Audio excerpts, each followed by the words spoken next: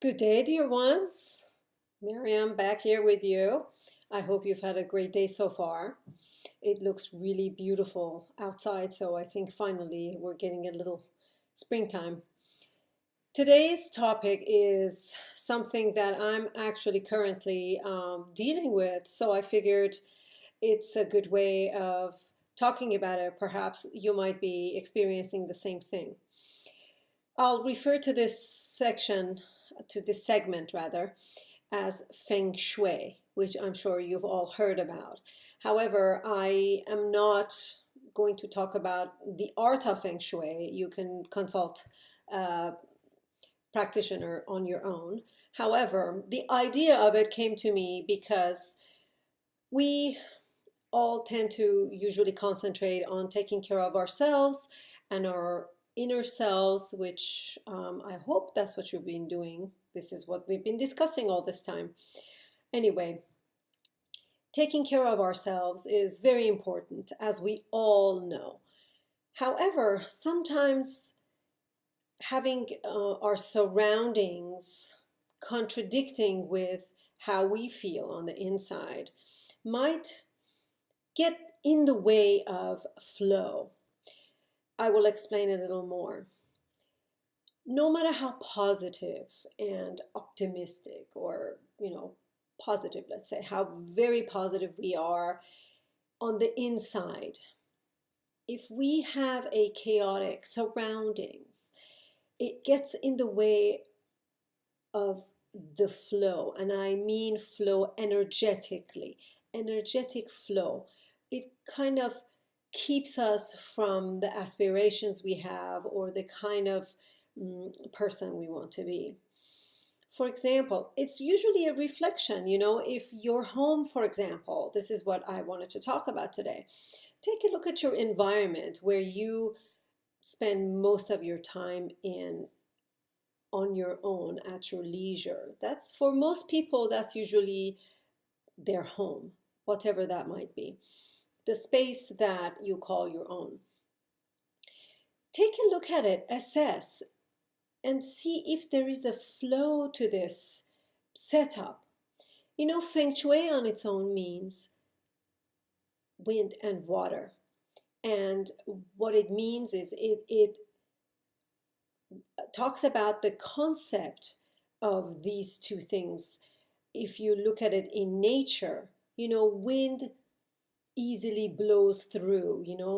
Picture your surrounding as if it's outside and feel whether the flow of wind, the breeze, whatever you want to call it, easily goes through. Or even the water. Water is flowing and it's usually just flows easily. However, you can take a look and see if there are any sort of obstacles in the way.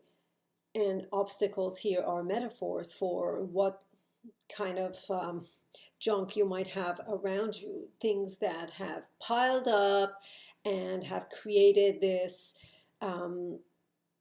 crazy mesh of maze of things that we tend to gather over the years. Take a look around. Take a look at your environment and see if it needs a little sprucing up, if it needs a little change in order to make the flow better for you, if it makes it a little more easy and it gives you a good feeling. If whatever, it's different for everyone. I might like, for example, fewer things around me. Somebody might be completely the opposite. By having their things around them, that's how they feel comfortable. So that would be something totally personal. If it's difficult for you to get the concept of what's a flow, what should be where, you can actually consult someone who does Feng Shui and they can tell you. But usually that refers to energetic flow, which is the most efficient in your home, that gives your mind peace and makes you feel better. So that's what I'm talking about today. I am in the process of doing just that because one forgets about how over time things just kind of find their way around you.